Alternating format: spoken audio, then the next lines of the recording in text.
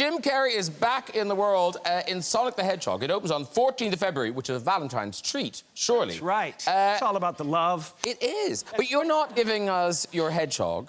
What did you say to me? You're not Sonic the Hedgehog. I am not Sonic the Hedgehog. I'm the evil genius. Yes, Dr. Robotnik. Dr. Robotnik, yes. So what's his story? What's his beef with the hedgehog? Genius. It's genius meets total self-loathing, and it's a beautiful combination. Yeah. And there's a lot of that running around right now. You know, people who are countries unto themselves, who have billions of dollars, and, you know, ideas. Yeah. Yeah.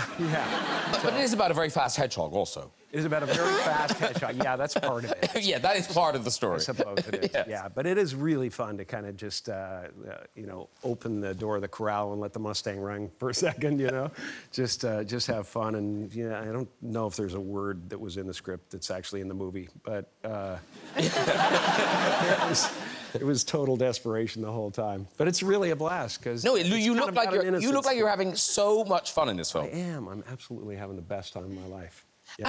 And of course, for some people living under rocks may not know, Sonic the Hedgehog was, of course, a computer game back in the day. It surely was. And we're trying to get kids away from the computer games and back into the theater to watch movies about computer games. That's the real thing. But I did see a child burst out of the doors of the theater during one of the screenings and run like Sonic, which is like the magic of movies, right? Cool. Is when the kid wants to be the character in the movie, you know, so...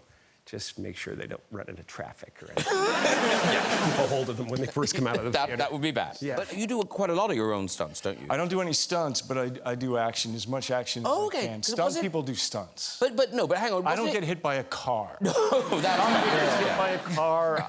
They don't let me get hit by a car.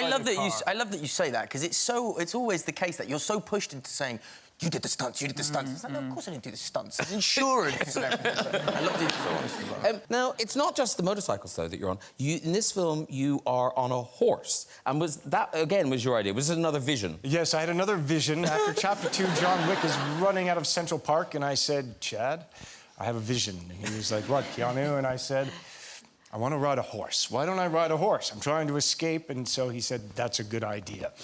And so began the training, because with John Wick, you can't just ride a horse.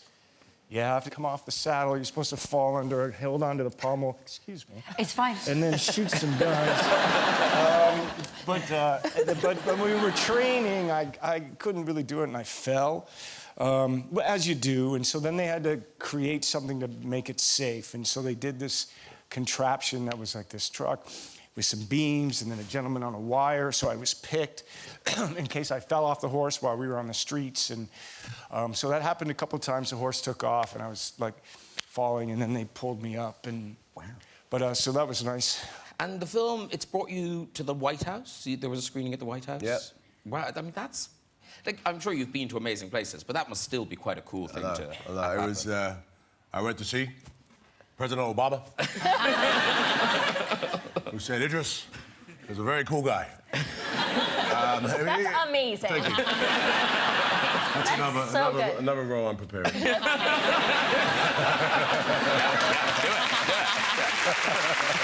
Black President, it'll be a series.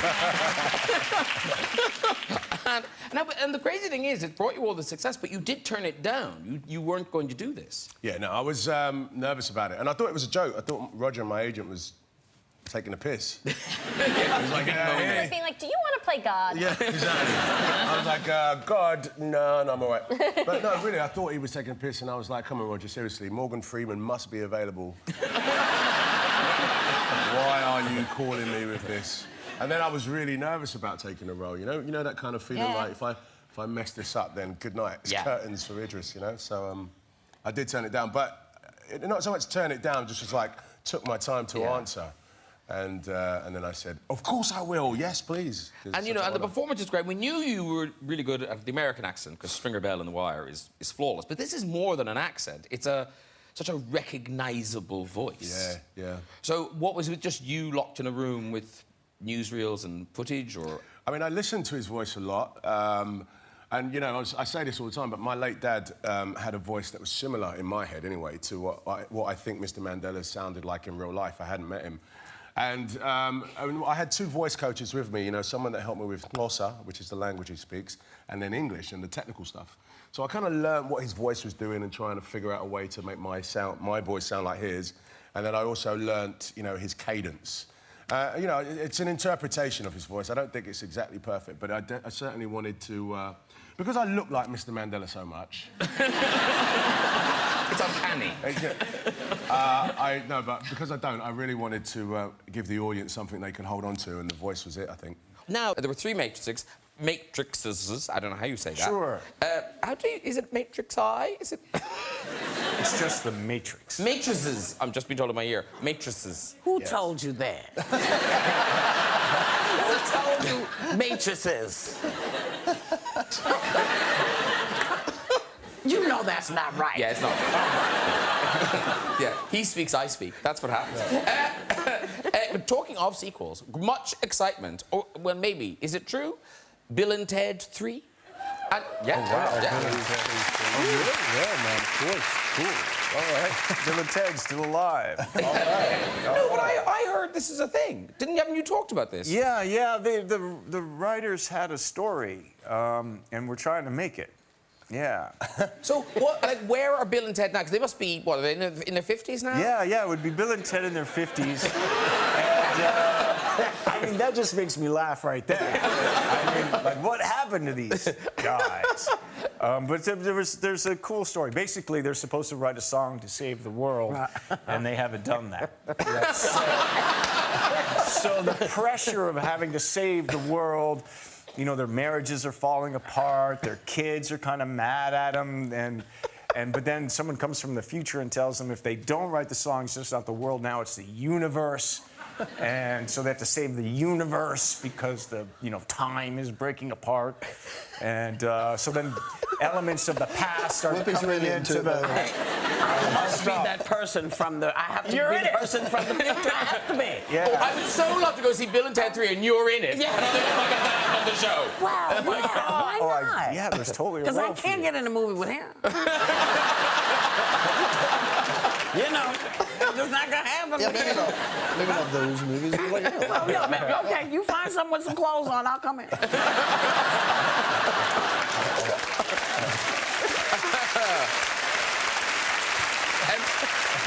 Idris Elba, you would think of, you know, we think of Idris Elba as a leading man, you know, ladies' man, but you haven't actually done that many love scenes. No. Why is that? How is that?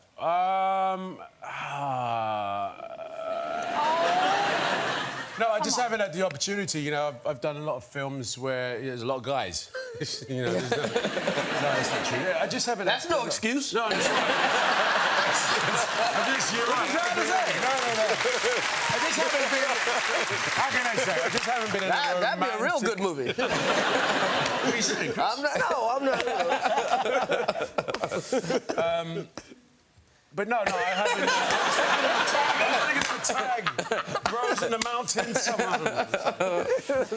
For you, Jim Carrey, that was an extraordinary year. I mean, it wasn't just Dumb and Dumber, it was Ace Ventura, it was The Mask. But I couldn't really enjoy it, you know, because I was so stoned. But now I'm clear-headed and I'm really enjoying myself. I'm really having a good time. Really having a good time. But what I like is, you know, on the show, I meet people who have, you know, glittering careers. But your career, you know, there's often that combination of kind of luck and talent. But your career, particularly that year, Pure it seemed talent, like... pure No, but it seemed like you willed it to happen. You really just... I really honestly did. I mean, I'm a huge visualizer and a manifester, so I literally spent, you know, every night of my life for about 4 years on Mulholland Drive after I do the comedy clubs, manifesting my life. So I made a check to myself for $10 million for acting services rendered, paid to the order of Jim Carrey, post-dated Thanksgiving 1995, stuck it in my wallet, and 6 months before that due date came due, I was making $10 million for a movie. I mean, it's an incredible story. It's pretty crazy. And did you cash the check? Yeah, I gave it to my dad. I gave my dad that check. Wow. Yeah, I mean, it's crazy. It's crazy. It was an Irish teacher I had in the 2nd grade who said, you know, whenever I want something, I pray to the Virgin Mary and I ask her to ask God for it. And you know, I promise something in return and I get whatever I want. Like that, and I went, I need a bike.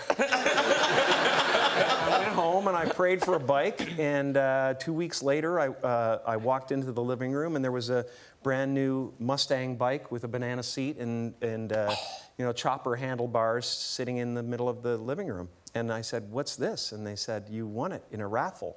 And it turns out I won it in a raffle that I never entered. That a friend of mine went into a sporting goods store and put my name in the raffle as well as his.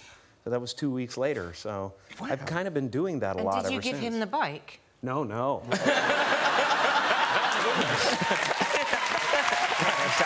Sounds like a good mother. Yeah.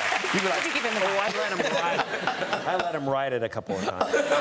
And what's extraordinary is now that you're a dad yourself, you're a granddad, unbelievably. I am a granddad, yeah, yes. granddad. I am. But I tell him, don't call me grandpa, because every time, and it's hilarious, because he'll just keep doing it because it bothers me. You know, I say, don't call me grandpa, and he'll go, grandpa, and every time he calls me, I get a little older.